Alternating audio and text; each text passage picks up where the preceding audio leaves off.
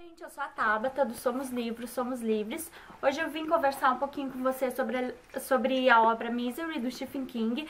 Eu mostrei no último book haul que eu fiz, e na verdade foi o primeiro do canal, que eu tinha comprado o livro e eu tava louca pra ler esse livro há muito tempo. Eu já tinha lido, né, as primeiras páginas, mas tinha largado. Aí eu peguei o livro, sentei e li, tipo, acho que em 2 ou 3 dias, porque é uma leitura viciante.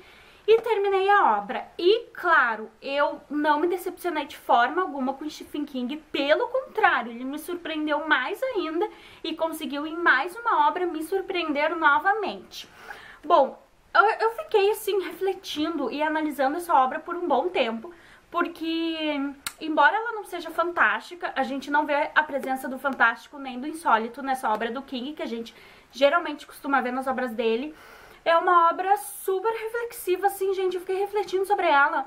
E ela pode parecer de matemática um pouco, né, banal e de uma reflexão meio rasa, assim. Não, gente, não, é uma obra super... Eu fiquei pensando muitas coisas sobre essa obra, na verdade. Só que eu fiquei enxugando, né, porque senão eu fiquei pensando, eu vou fazer um vídeo sobre esse livro e ele vai, tipo, ter mais de meia hora. Então eu vou ter que, né... Vou selecionar aí alguns aspectos que eu vou tratar dentro da obra. Eu destaquei 5 pontos, tá? Que eu achei pertinentes nessa obra do King e também no King no geral, pra falar um pouquinho. E eu espero aí que o vídeo não fique muito longo, mas esses pontos são pontos que eu preciso falar. Eu não posso falar da Misery, né? Da obra Misery, sem tocar nesses pontos. Mas enfim, vamos lá antes que o vídeo fique muito longo. Bom, gente, eu vou fazer uma sinopse, então, da obra e depois vou falar essas coisas que eu achei pertinentes e que foram a minha interpretação e também quero saber a opinião de vocês, saber se vocês concordam, discordam, enfim. Bom, aqui nós temos um escritor, Paul Sheldon, tá? Que é famoso pelas obras do Misery, tá? Pela personagem, né? Pelas obras, os romances da Misery que ele escreveu e vendeu milhões e tal, é um best-seller. E ele tá terminando o último romance dele, que é Carros Velozes, se eu não me engano, num quarto de hotel e tal. Aí ele termina o romance, começa a beber, quer comemorar, quer ir embora e sai de carro. Aí ele sofre um acidente e fica na neve preso e quase morrendo. Aí entra a personagem da Anne, que é a personagem principal da obra e que tudo vai passar por ela, né? Tudo vai girar em torno dela. Bom, a Anne, ela socorre ele e leva pra casa dela. A Anne é uma enfermeira e a gente vai, né, sabendo um pouquinho mais da vida da Anne no decorrer da obra. Bom, o Paul, quando ele se acorda no quarto, né, de hóspedes da casa dela, e ele não tá entendendo o que aconteceu. Ele olha, ele vê que ele tá com as pernas quebradas, ele não reconhece aquele lugar, e aí vem a Anne falar pra ele, explicar o que aconteceu. Num primeiro momento, ela parece uma pessoa normal. Não era bem essa nomenclatura que eu queria usar, né, porque o que é ser uma pessoa normal? Nem nós, né, somos normais, mas enfim. No primeiro momento, ela parece uma pessoa normal. Tranquila e tal, explica pra ele que ela socorreu ele, que se não fosse por ela, ele estaria morto e tal, que ele ficou em coma em 2 semanas, ela foi alimentando ele por seringas e tal, e que ela era enfermeira e que ela é fã número 1 dele. Ela deixa isso claro. Ela diz que no primeiro momento não tinha reconhecido ele, mas depois reconhece e percebe que é o grande escritor Paul Sheldon e que ela é fissurada nas obras da Misery. Então ele é o escritor favorito dela e ela é realmente a fã número 1 dele. Tá, ele acha, tá, tudo bem, eu vou melhorar, ela vai me ajudar a melhorar, depois eu vou embora. E ela começa a dizer que ela é fissurada pelas obras da Misery e que ela tá lendo a última obra dele, que é o filho da Misery. E ele, tá, tudo bem, ok. Até aí, tudo bem, a obra tá andando por este caminho normal. Só que, num certo momento, a Anne, ela entra no quarto desesperada e quebrando e gritando, quebrando tudo e gritando e dizendo que terminou a obra e que ele matou a personagem da Misery. E ela entra dizendo, como assim, Paul? Você matou a Misery? Eu achei que você fosse um homem bom, Paul, e tal. E aí ele já fica meio assustado, né, com aquela reação dela, tipo, meu Deus. E ele já fala, ai, calma, ela não morreu, o espírito dela vai continuar, né, vai estar sempre aí e tal, isso e aquilo. Não, você tem que trazer a Misery de volta. Mas eu não posso trazer a Misery de volta. Não, você precisa, você vai escrever um novo romance pra mim. E aí ela já começa a mostrar as asinhas dela e tudo. Tá, ok. Aí ele pensa, eu preciso escrever esse romance. E ela diz que ele só vai embora quando ele escrever esse romance pra ela, que vai ser o melhor romance da vida dele. Isso e aquilo, o melhor romance que ele já escreveu, bibibi. Ok. E o King, ele vai criando essa atmosfera de suspense E de terror, sim, porque é um livro de terror, embora não tenha a presença do fantástico, do insólito, mas é um livro de terror, gente. O que acontece, as loucuras que ele traz, a obsessão, né, já diz louca obsessão, nessa obra é uma coisa, tipo, maravilhosa. Bom, e aí ele vai criando essa atmosfera de terror e de suspense. A cada capítulo que a gente lê, a gente, na verdade, não sabe o que esperar. A gente fica sofrendo junto com Paul, porque ele vira o prisioneiro dela, sabe? Ela começa a fazer coisas terríveis com ele, ela começa a torturar ele com agulha, com machado, ela vicia ele numa droga, num remédio tarja preta e tal. Então a gente sofre com Paul e a gente enlouquece com a Anne. É uma narrativa, tipo, muito rica, assim, porque o King, ele traz certos aspectos nessa obra que, tipo, é pra te ficar pensando um bom tempo. Bom, é basicamente isso que acontece. E a gente, na verdade, a cada capítulo que lê, não sabe o que esperar. Por quê? A Anne, que é a personagem principal, e isso é o primeiro ponto que eu quero destacar. Eu já falei isso no primeiro vídeo que eu fiz, que foi sobre o Dr. Sono, e foi o primeiro vídeo pro canal, na verdade, que o King, ele cria personagens femininas muito marcantes. E ele tem várias personagens principais que são femininas e são muito marcantes. E até as coadjuvantes, que não são personagens principais, também são super marcantes. Então, as personagens femininas dele são muito marcantes. Aqui nós temos a Anne, que é a personagem principal do livro. E ela é assim, tudo gira em torno dela. E mesmo quando ela não tá na cena, ao mesmo tempo ela tá na cena. Porque ela é uma pessoa perturbada, ela é uma pessoa psicopata, ela é uma pessoa, assim, fora da realidade. E mesmo quando ela não tá na cena ali, como o Paul no quarto, ou falando com ele, ou fazendo alguma coisa com ele, mesmo quando a gente só tem o Paul na cena, o pensamento do Paul é nela, é em como eu posso fugir da Anne, é em como a Anne vai me torturar agora, o que eu posso esperar da Anne, qual reação ela vai ter, isso e aquilo. Então a Anne aparece na obra toda. E ela é uma personagem que, tipo, não te sai da cabeça. As coisas que ela faz e a forma como o Paul vê ela também. Porque, na verdade, a gente vai conhecendo a Anne junto com o Paul. Porque parece que o Paul a gente já conhece. Sabe? Parece que o Paul a gente já conhece ele há um tempo. Agora a Anne não. E a gente não sabe o que esperar. Porque o Paul, a gente pode pensar assim, tá, o que o Paul tem pra fazer ali? Ele pode tentar sair do quarto, é que ele tá com as pernas quebradas, então é um pouco mais difícil. Ele pode tentar fugir, ele pode tentar pedir socorro, coisas assim.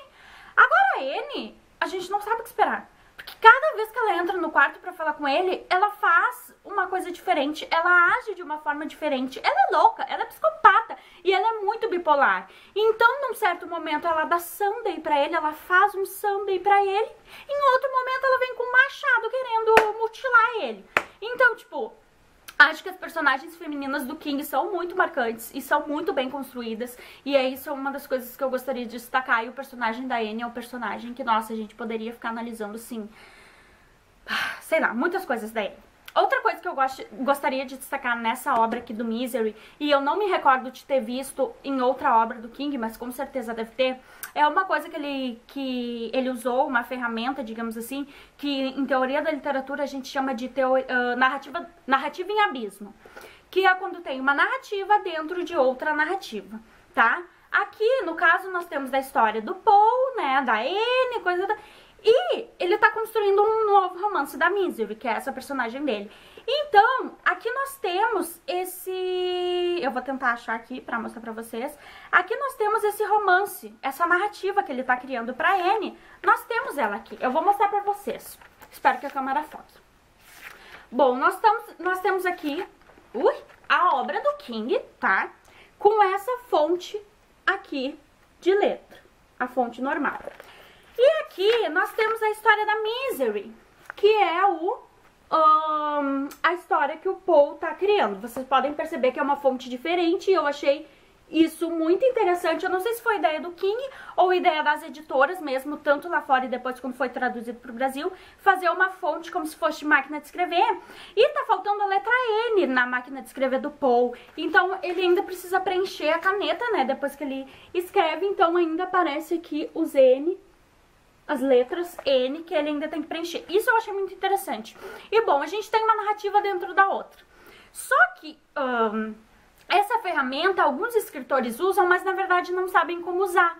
E o King soube de uma forma genial. Por quê? Porque qual a intenção também dessa teoria, digamos assim?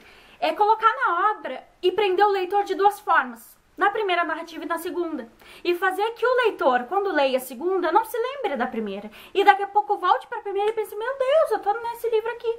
E foi o que aconteceu. Eu li a obra do King, estou lendo a obra do King, e num determinado momento entra, então, esses capítulos do Paul Sheldon, da obra dele, e eu tô lendo ali a história da Misery, do Jeffrey, coisa... E quando vê, eu esqueço. Aí eu volto. Ah, não, mas peraí, eu tô no livro do King. Então eu acho que, tipo, essa ferramenta que o King usou de narrativa em abismo, ele foi muito feliz. Se ele faz isso em outras obras, com certeza ele também deve ter feito de forma genial. Eu acho pertinente falar isso, porque alguns escritores usam isso nas suas obras. E é algo que a gente tem que destacar. Porque até não é todo mundo que tem o conhecimento dessa teoria, e é uma teoria muito legal, assim, acho que ajuda na reflexão e na interpretação, e enfim, né, na construção da obra. Outra coisa, foi o segundo ponto que eu gostaria de destacar também na obra do King. Outra coisa que eu gostaria de destacar também, as pessoas que leem literatura fantástica, e isso me irrita, que leem e que não gostam, assim, literatura fantástica, uma literatura menor, ai, coisa chata, terror, é isso, aquilo, e ficam marginalizando a literatura fantástica. Nesse caso aqui não é literatura fantástica, porque a gente não tem fantástico, nem insólito e tal, é real mesmo, é uma leitura, é uma obra realista, ou realística, se vocês não quiserem usar o termo realista, mas enfim... Mas é um livro de terror, e as mensagens que a literatura fantástica te passa, e os livros de terror te passam, é assim, gente, é muito mais reflexiva do que a literatura real, na verdade. Porque a literatura fantástica brinca mais com simbologias e com sentidos, então te faz refletir muito mais. Os livros do Stephen King, as pessoas pensam que fica ali naquele terrorzinho, não, gente... Cada livro dele, ele deixa implicitamente ou explicitamente as mensagens que ele quer passar de uma forma, tipo, genial. Por exemplo, aqui eu acho que foram duas coisas que ele quis destacar e destacou de uma forma muito positiva. Foi a questão da obsessão, né? E ele trouxe a obsessão a partir desse personagem da Anne e foi de uma forma genial, a gente consegue perceber, e ele usa muita psicologia, inclusive ele usa...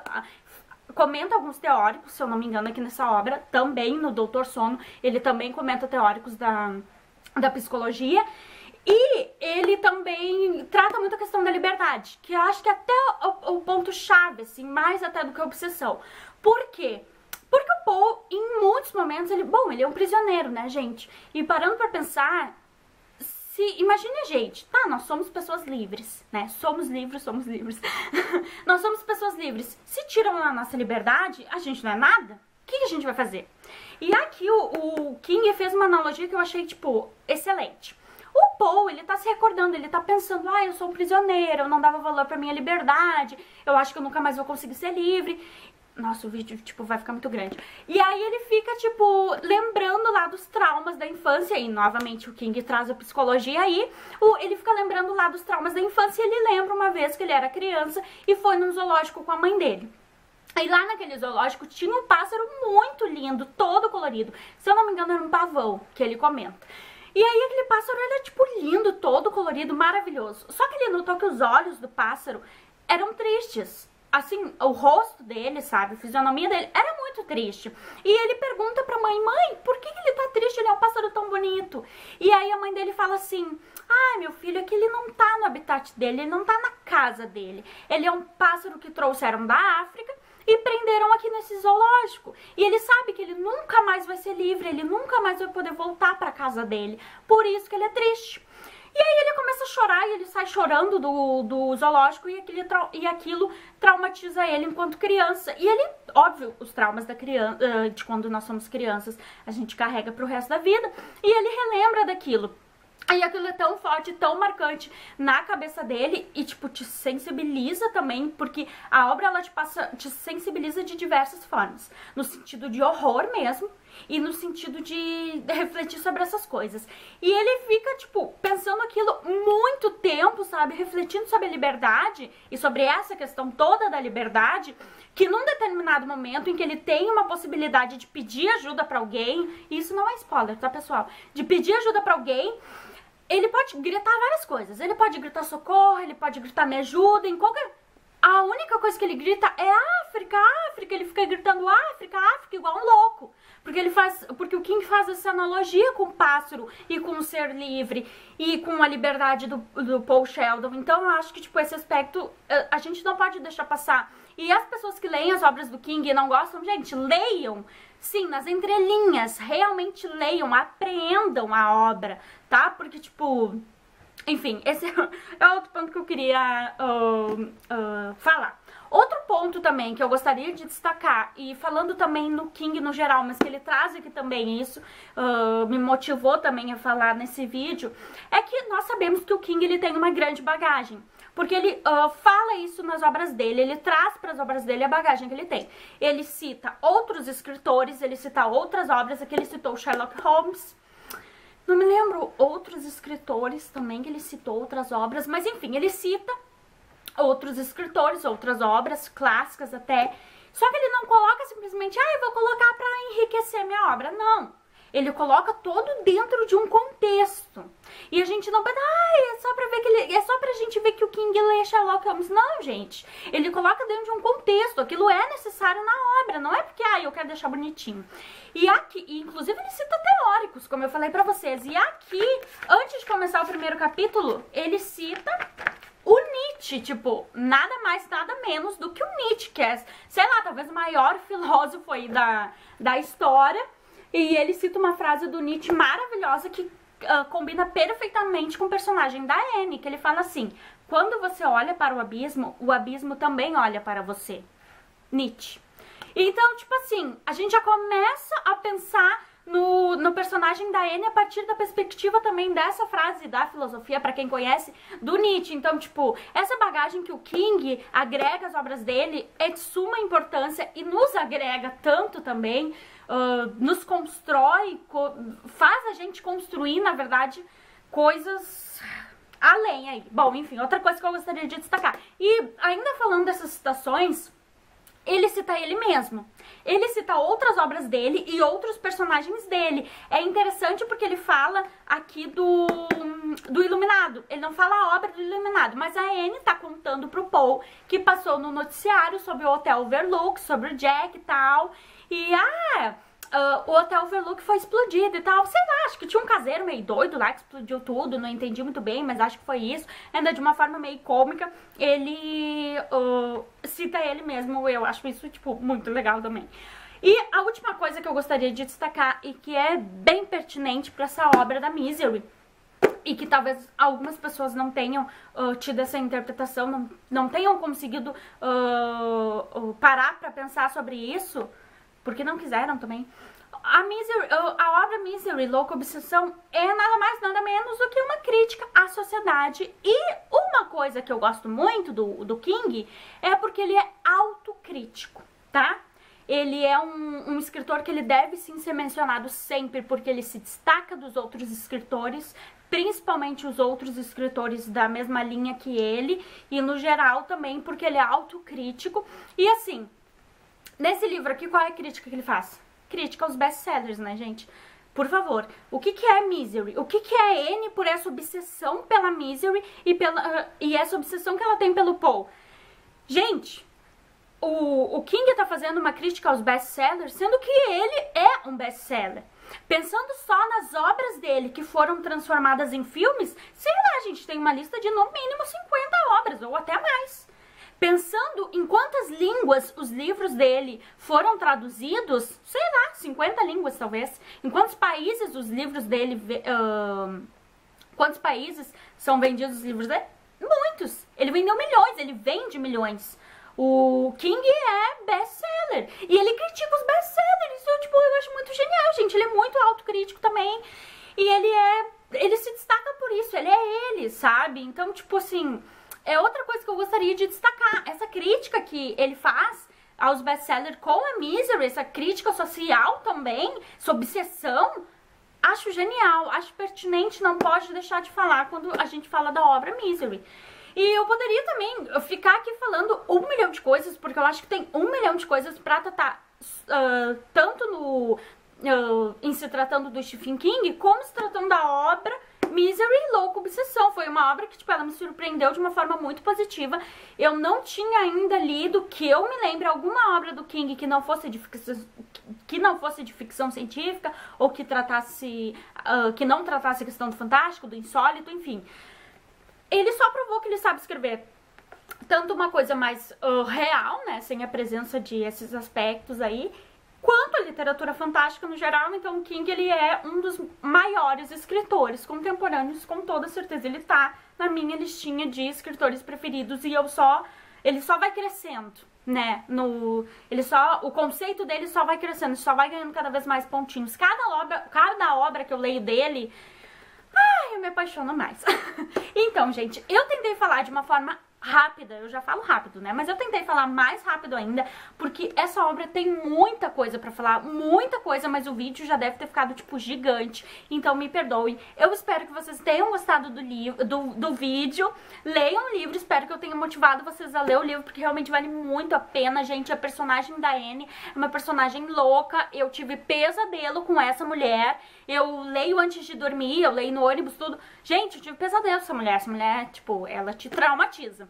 Então, eu me senti sendo um Paul Sheldon. Bom, enfim, só que não sou, né, escritora aí como ele, como o King. Bom, gente, espero que vocês tenham gostado do vídeo. Não se esqueçam de se inscrever no canal, de curtir a página no Facebook. Vocês ainda vão ver muito de Stephen King aqui no meu canal e de literatura fantástica, enfim. Super recomendo. E era isso, gente. Beijinhos e até o próximo vídeo.